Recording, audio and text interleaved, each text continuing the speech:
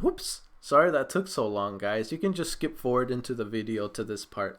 Sorry it took longer than the usual. Anyway, we're going to be reviewing Eromanga Sensei episodes 11 through 12.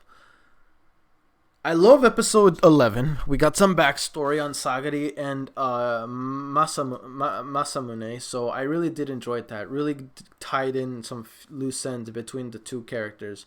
So I very much so enjoyed that episode. It gives a bit of closure on that they got to know each other back then, and now later on they eventually reunited and became siblings, even though it's obvious Sagari likes Matsumune more than just a sibling. So even though in episode 12 it's pretty much clear that she's known nothing about the human anatomy, and then she has got to be the biggest pervert I have ever met. Oh my god, what she did to Emily and Muramasa, what the hell. And then she wanted to know how the male human anatomy looks so much that she wanted to strip Masamune ass cheeks naked. I'm like, no, bro, it ain't going down like that, fam. Okay, I'm keeping the family jewels nice and tucked away from your eyes. Like, what the hell? Episode 12 was the weirdest episode of them all. It hit that weird level for me. Like, what in God's name? Whatever. I guess some animes just have to have at least one, and they had to close it out that way. But whatever, it is what it is. For the most part, I did enjoy the show. It's just that last episode was cringy for me. But with that said, I wonder where they're gonna go from here, because I feel like there's still too much left unsaid. We don't know. We like, honestly, the only thing that did happen is that was accomplished was their goal when they were kids, and that's to make a book together. That was the number one thing that was accomplished throughout this series. But there's still something that's still left unsaid. Their relationship. Is it going to go any further than that? Or are they going to remain siblings? And if so, is it even going to come into question? Or is she even going to confess? So that's another thing. Plus, we still got Emily's situation and then Muramasa's situation. They both can technically confess, but it never went anywhere. We don't know who Masamune eventually ends up with. Not to mention, whatever happened to the dad? He was only ever specifically... Like, he doesn't get any airtime at all. The only time he ever had any airtime was during the flashback on episode 11. That was the most screen time that character has ever had. And they even used... I think the reason why is because he has the Kyosuke voice. Like, he sounds exactly like Kyosuke. But either way, once again, it was fun. I enjoyed these episodes for the most part. It's just, I wish we had a more satisfying ending where there was closure between the characters Masamune and Sagari, because we all know that they're going to be a thing. So you would think they would give us some clarity by letting us know how they're going to end up, assuming they end up together, or Masamune picks someone else. In my opinion, he should pick Emily or Yamada, or however you want to call her. She, in my opinion, is best out of the three. Muramasa is a freak. And not freak in a good way. I mean a freak in a psychopath way.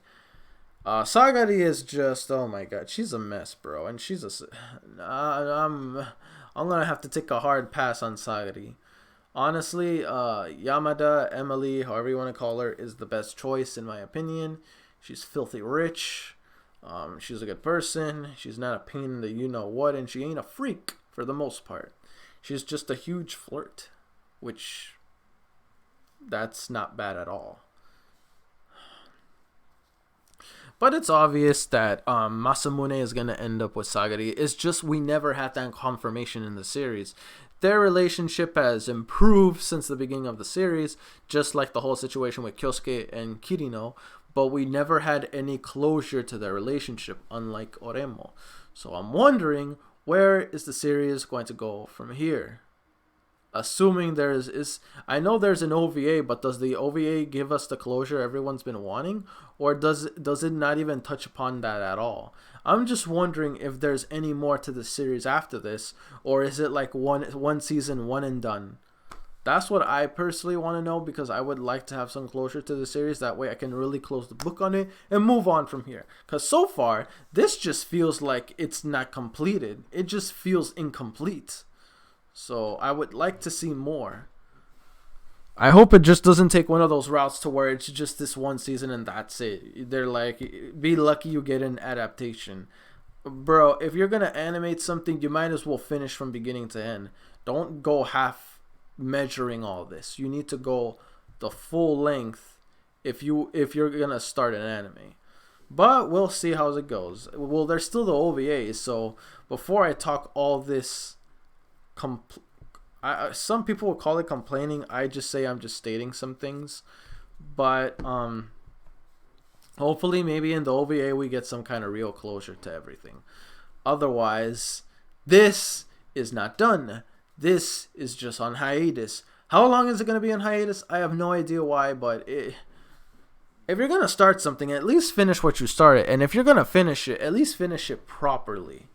You know what I mean? So anyway, so far so good. I am enjoying, not enjoying, I like this series because the way it drove the characters, and the way like it went on from episode 1 to where it is right now.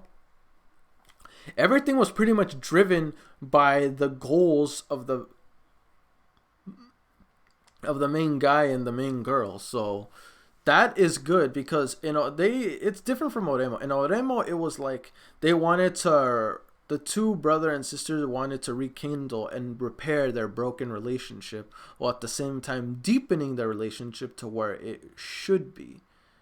I say should because they both feel the same for each other.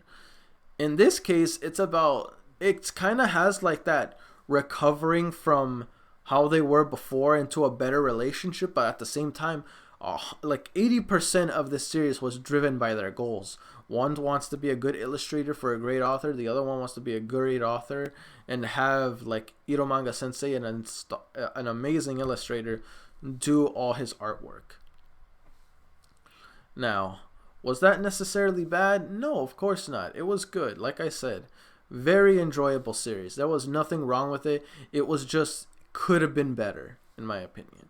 So I will say this. I still prefer Oremo over this series. Still, nevertheless, don't think that I think this series sucks, because I don't think it sucks. I've seen plenty of bad series, trust me. And this one is not one of them. I just wish it could have been better. You know what I mean? Like, it's not bad, but it felt very half measured, if you know what I mean. Very halved. ASS. Excuse me. Well, again, I'm talking, I'm huffing and puffing all this, and you never know.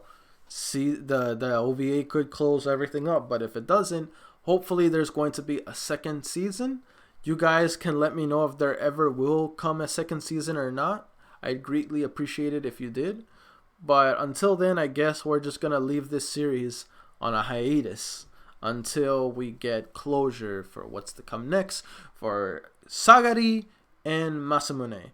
Personally, as I stated before, Masamune should ship himself with Emily. She's a good person. She's a great cook. She's rich. She's honestly, everything just tells me go for not Sagari, Emily. Sagari is like, yeah, you guys share each other's goals, but you don't need to be together for that. You can still share in each other's goals and be friends, or siblings in this case. But I'm pretty sure Masamune is just going to be with his sister. I'm 100% sure. If this is anything like Oremo, it's definitely going to happen. But we'll see over time. Anyway, let's just dip into questions. Question 1.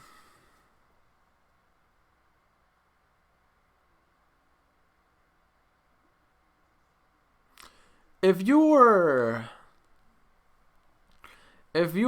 a sibling and you found out your other sibling is a mess like Sagari, whether it's a boy or a girl, how would you handle that situation?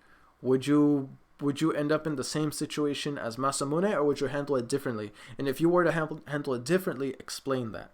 For question 1. Question 2.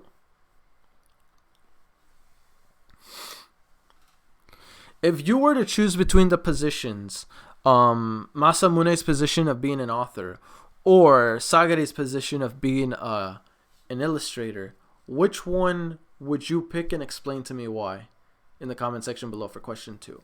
Anyway, guys, that's it for me. Don't forget to like, comment, sub if you haven't already. Really motivates me to put more content out there for you guys as my guild mates, and I'll see you guys all in the next video. Peace.